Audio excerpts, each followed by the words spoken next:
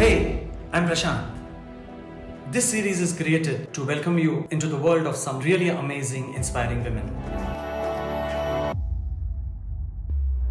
Watch exclusively with me on this show, The Pretty Pep Talk with Prashant. Hello, welcome to the series, The Pretty Pep Talk with Prashant.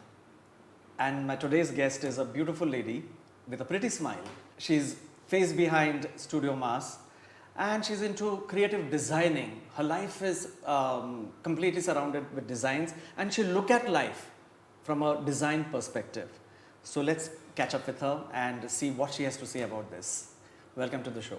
Thank you, Prashant, for the wonderful introduction, and it's really an honor to be on your wonderful show and also to hear the different insights from different wonderful women. Yes. I really think it's a privilege for you to acknowledge me as one of those. So yeah, let's shoot on. Oh my God. See, we have been working for so long together and I know you for years now and I know your perspective towards life and the way you handle yourself and the way you function in your work atmosphere also. I've seen you like that and I'm so impressed.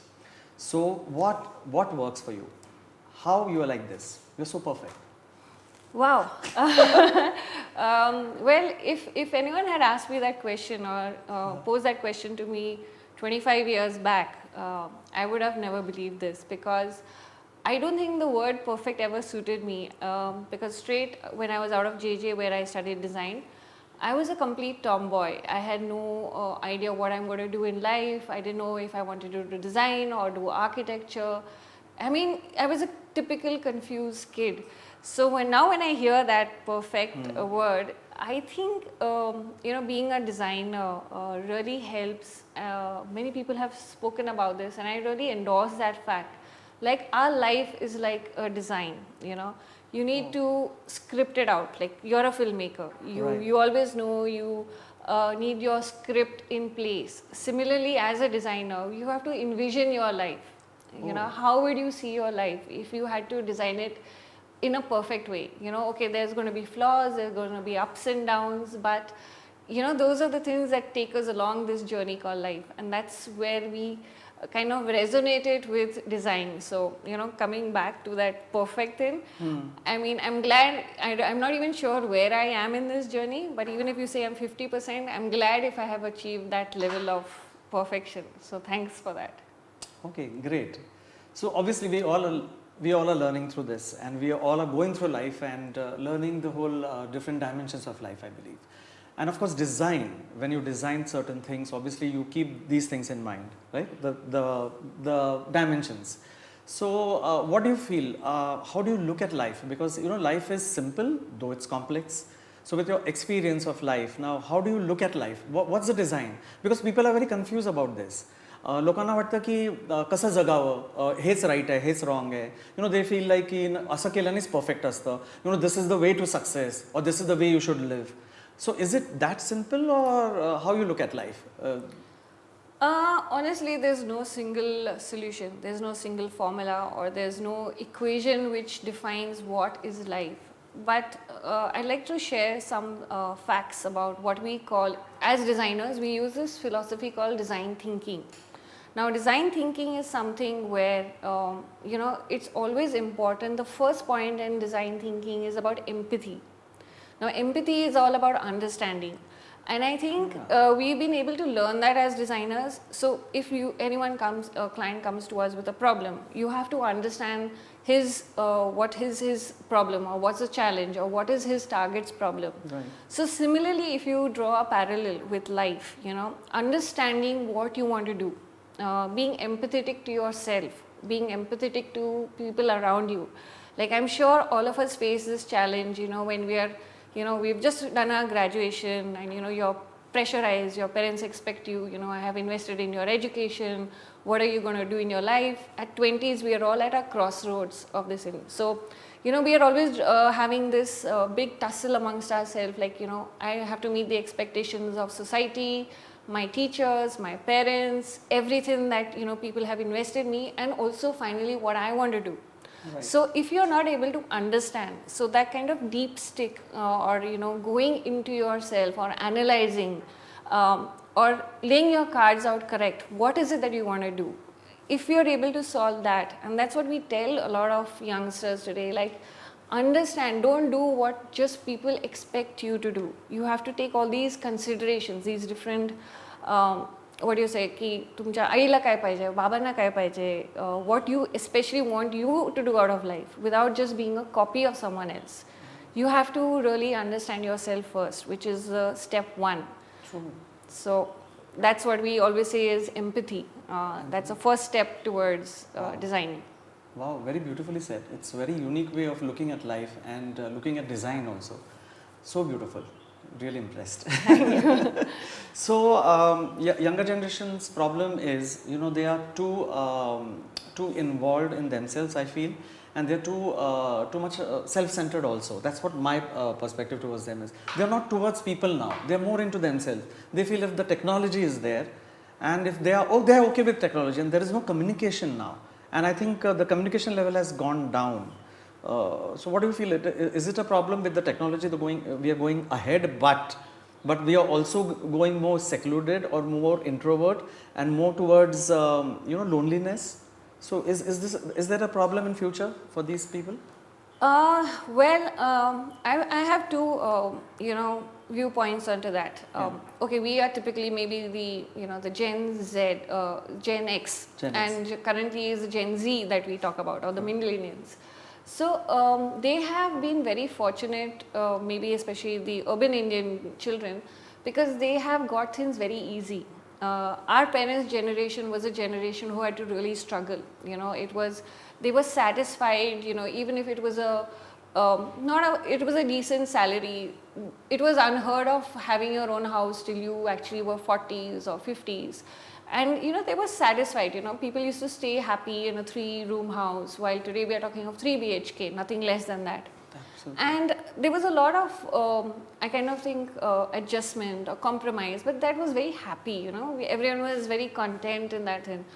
You can't really blame these children for today, because we have given them a kind of platform which is maybe a little Western, where my space, my privacy, my calls, my communication, they're aping us. You can't blame your child if he or she is always on social media, because that's a reflection of you. They are actually copying what you are doing. You are an aspiration role for them. Okay. So it's very few parents we have seen, initially we used to talk about, okay, let's ban the television. You're right. Because television was a bad influence. I mean, in between it was such a big boom, like, everyone's glued to the TV, no one's talking to each other in the houses. But when internet came into our homes, everyone got hooked on to social media and Instagram and Facebook. And if we are on that, the children will already adapt it. So yes. I think we have to look at ourselves first. We have to set a correct example. We have to draw the boundaries where and what we are doing. I mean, it's very easy to just say, like, this generation is, just spoiled, or they don't believe in talking. But if you are not reaching out to talk to them, how do you expect them to reach out to you? Right. So, because I can resonate with this, because I have a young teenager at home. Okay. And especially during the COVID, it's been very hard on a lot of young growing children, or, the Gen Z, as you call it, because they have been cut off from the normal school life, the normal college life. Previously FC Road used to be full, of kids roaming around, going to Vaishali, doing this and that. But that all came to a big full stop, So where do they turn to? Right. So I think that is also a lesson for us. We have to bridge that gap. We have to reach out, be more supportive, be more friendly to this generation, because they are brilliant. I think they're very smart, they're very quick learners. Things that these children know today, even if it's a 20-year-old today, at 20-year-old, I think we were dumb. We really didn't know anything. Absolutely, yeah. We were exposed to less things, I think. Yeah. So I think we should look at them as not the traditional way of, how we have been brought up or what we did. Like, we always say, तुमच्या वयात आम्ही हे असं केलं नव्हतं, की हे नव्हतं. These are very typical statements we always bombard on them, which is really unfair. I think we should take it as an opportunity, like, that's why even the entire education system is changing, learning more life skills. If they have a lot of knowledge, how do you nurture it into a better way? I mean, as a designer or as a head of my firm, I have a lot of Gen Zs in my office, and I think they are so good. You know, they bring out, they come up with different ideas. They have more lateral thinking, and if you're able to guide them, I think we have an amazing generation, which can be a powerhouse of India tomorrow.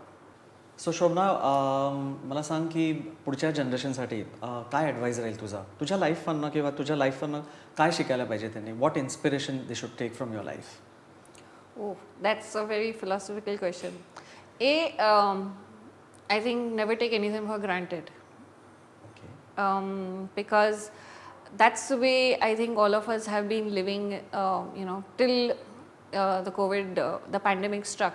We lived as if, we have tomorrow, or, he udya karu, or we'll look at it into later, but sometimes, it's very sad, and that tomorrow never comes. So, and that's where we always say, like, when you have to do anything, do it the first time correct.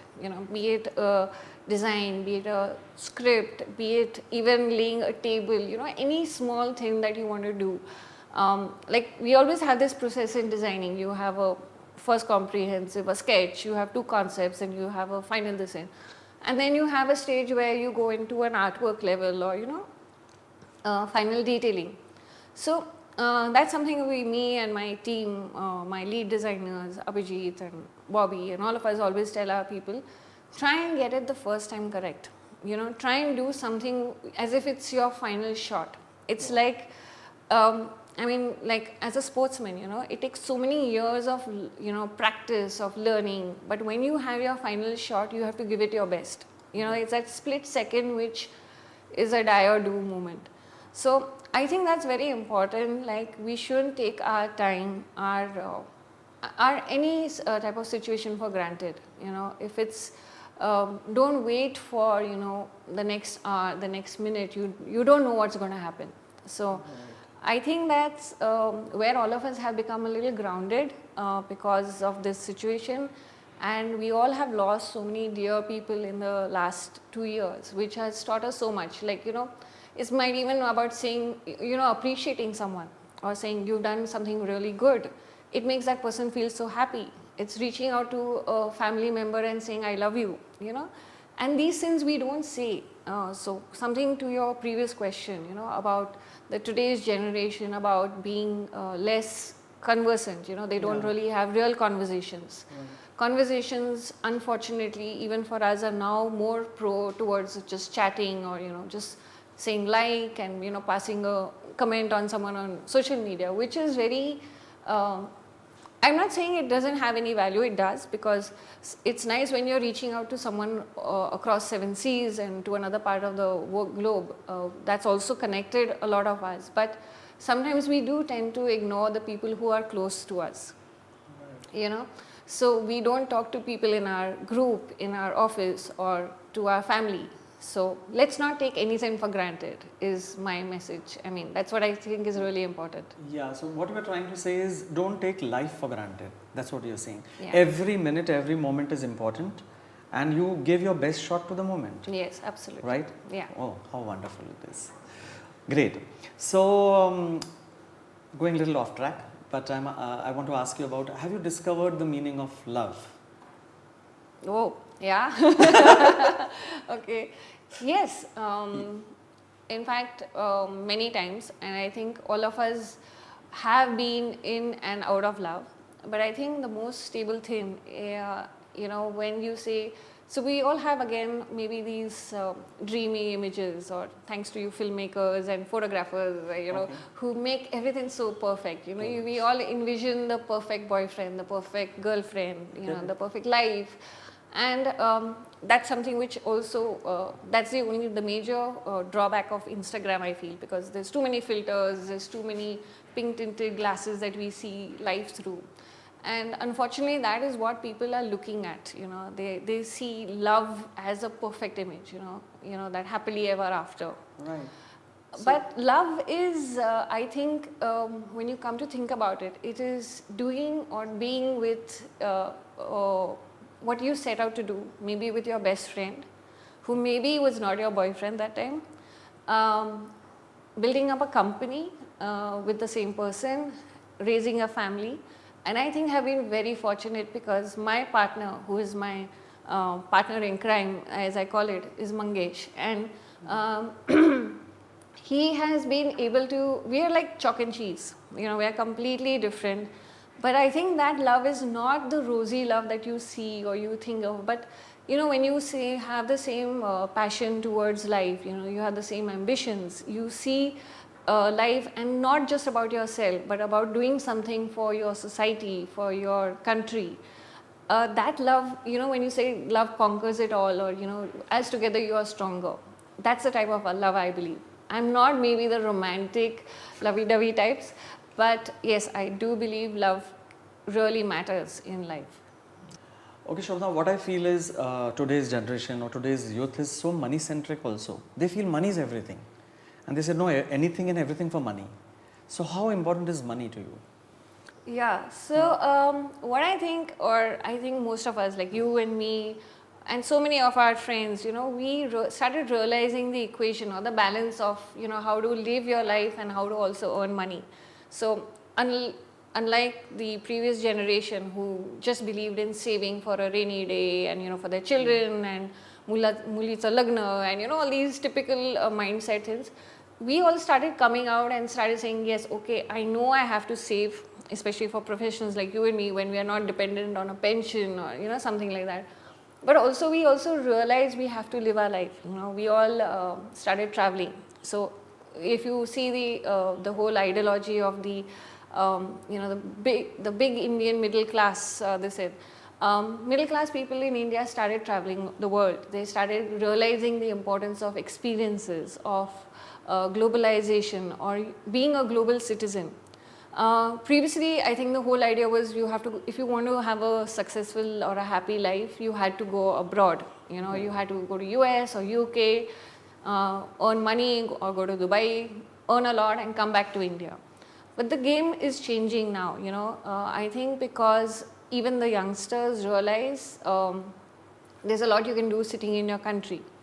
But unfortunately, they live as if there's no tomorrow, it's all about, spending, and sometimes they spend just not for the need of spending, but to just show off, which is, I think, yes, a really wrong thing, I mean, there's so many things like people would like to have a dog just to show if I have a dog, or but they won't really take care of it. So, or I have a girlfriend to just show to society I have a girlfriend. So, and even then that money spending, I mean, just the other day, for instance, my 14-year-old, he said in the night, he said, I want to go to Starbucks. And he spent 400 rupees on a cup of coffee. And I said, isn't that a waste of money, So it's not whether you can afford it or whether your parents can afford it. Is it that your priority? Is that the need of the hour? I said, you could have saved this for maybe another 2 years when you go on a date. And if you say, I need money for that, I would say, okay, but not now. So I think the whole thing is, understanding the value of money and where you have to spend it. I mean, I don't think we all had designer clothes and, so many things as we grew up. So you really have to evaluate what is really needed and what is essential in your life, be it, and how to spend your money wisely and also save it for important things. So, what is beauty to you? Because you are into this business of creating designs, and obviously the designs come from your mind, and because you, with your own experience of traveling and with your own experience of life, I don't think the designs just pop up and they just happen. Like you can't force yourself. So what is beauty to you? When somebody asks you, "Acha, this is beautiful," what is beauty to you? That's my question.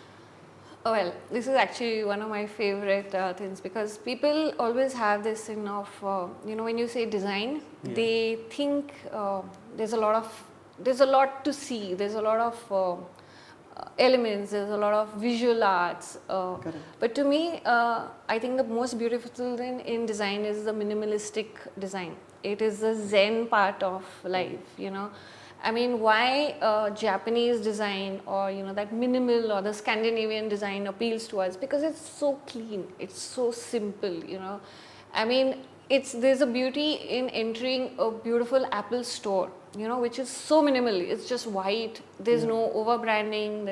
Why does that store appeal to you, or why does an Apple phone appeal to you? It is because it's so minimal. Today design is able to cut down the clutter, not add to the clutter. So. Okay. That's something we enforce. So sometimes when we present a kind of mood board or a design to a client, they'll say, "इसमें design कहाँ है? कुछ नहीं है.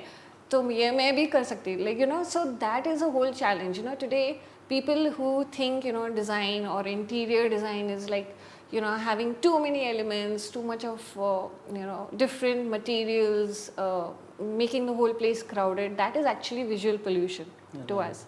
Right. I mean, that's my personal take. So for me, design is like, yes, having black, white, stark. That is the beauty of design. So are you satisfied with life? Absolutely. Yeah. Absolutely. I mean, if given a chance, I would ask for this life again. I mean, there's so many things I would like to do.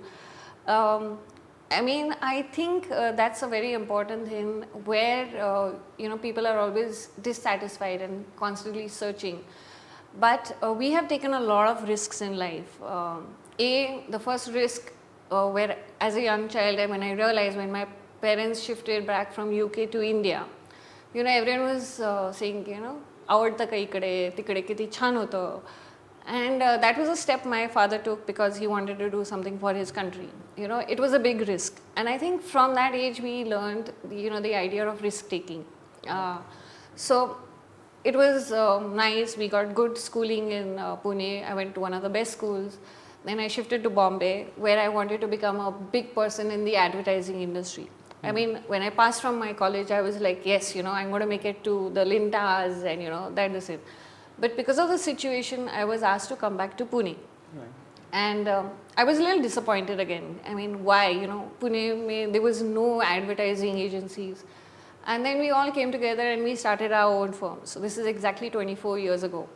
And we all started very young. Likewise, when you also started, it was a very rising industry. So Pune now has become the design center of India, while Bombay is the advertising center. So we started Studio Mars way back in '97. And again, that was a risk when people were saying you could do a job, you can get a good salary, you can do this, that. But that was the second risk where we decided let's start our own venture. Life went on, we did excellent work, we started getting good recognition. People from Bombay, Bangalore started coming to Pune to work with us. And it was very encouraging. Then we started getting awards, we started getting recognition.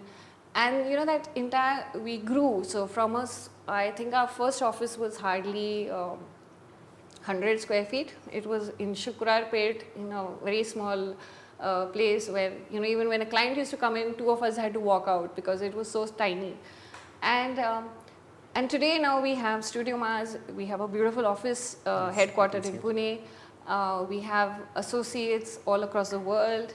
We have our own workshop facility called Karkhana.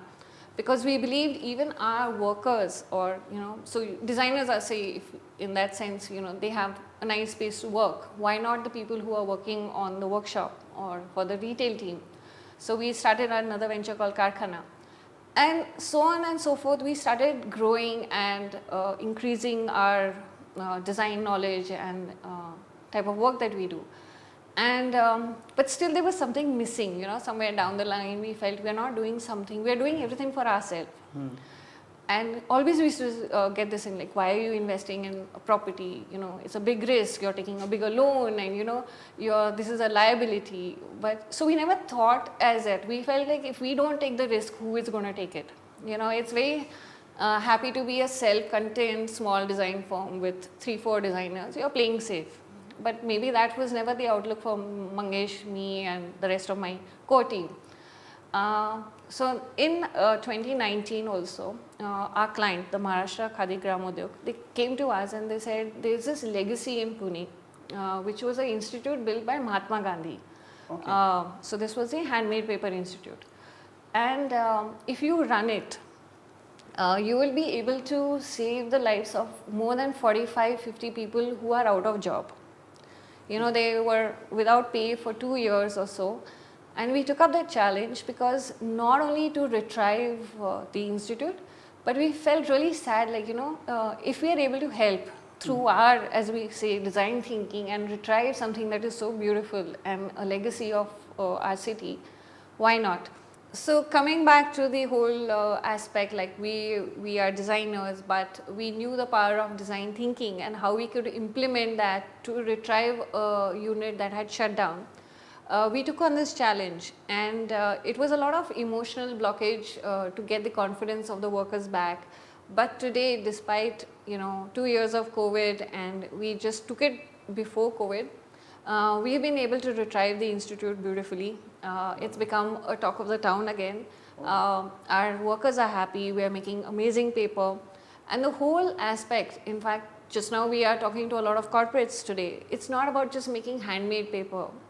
We are trying to educate people like handmade paper is actually the most sustainable way of any diaries or planners or calendars, because you are making this absolutely out of waste. All the paper that is made is not by cutting trees.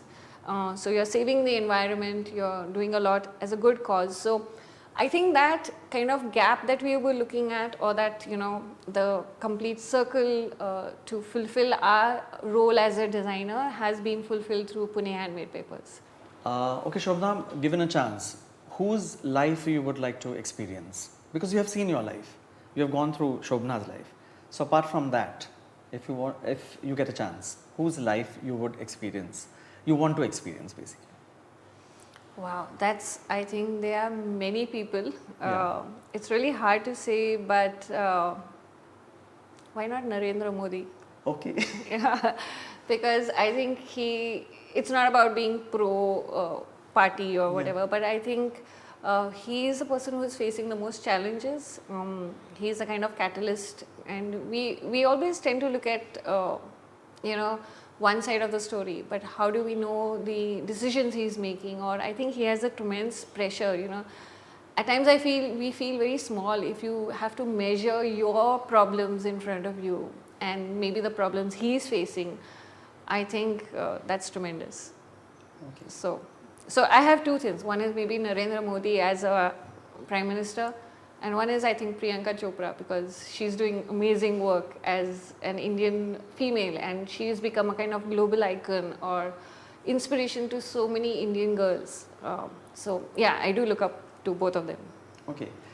तर तुला एका दिवसासाठी suppose prime minister केलं इंडियाचं, let's think about that, की people choose you, म्हणजे select केलं आणि एका दिवसासाठी प्राईम मिनिस्टर केलं. So what changes would you expect to do? The first thing. Cut out the red tape. Okay. There's too much. Put a ban on all flexes, plastics, everything, because I think, as we say, things are so important. The environment is something that we take for granted, and the amount of flex, plastic. I mean, we just can't stop pollution by saying a ban on single plastic bags. In fact, if you see all the rallies and the politician banners, there's too much of flex. So some cities have decided this, and a kind of tax on how much you use your vehicle, or even in countries like Switzerland, they have a tax for the amount of garbage you dispose. So we are rampant. We take things. We just think you clear it out of your house and you put it out of your door. It's gone. But we don't think about these things about waste, plastic disposable, or any type of waste. So there's a lot to do. I mean, but in a day, let's see. I will definitely ban the flex for sure. Okay. What scares you most? I'm not really sure, but to be very truth, I think your health should be able to support you. So I think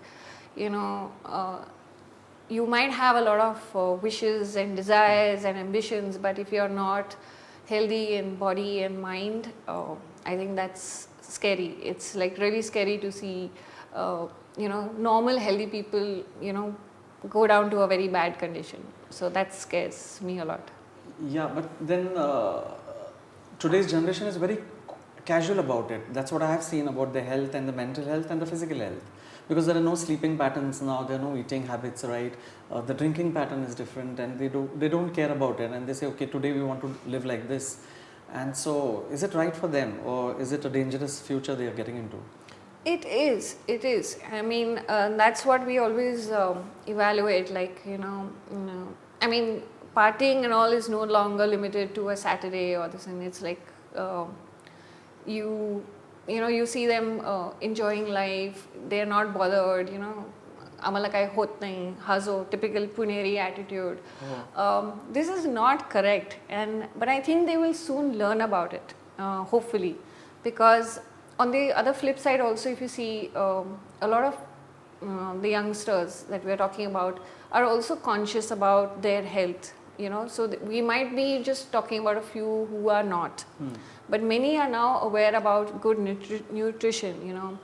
They are already following good diets, they are having a healthier fitness pattern, so I think we should encourage it, and hopefully their friends would influence them and they'll learn it. I mean, I think the learning curve will soon come to them about how to treat their life.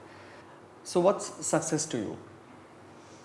In a nutshell, I think success is getting that happy smile back from your parents, your colleagues, your clients, a child, an old grandmother. So giving love and giving happiness is, I think, the epitome of success. I mean, it's not materialistic. If you're not able to spread happiness through your actions, through your work, it doesn't mean anything. So what would be your closing lines? Well, closing lines is like, as we spoke about, don't take anything for granted, live your life. I love this line personally, live life queen size, not king size. Okay. So I'm going to read out this little quote which I kind of resonates or summarizes what I believe in. So love your life, take pictures of everything, tell people you love them, talk to random strangers, very important. Do things that you're scared to do.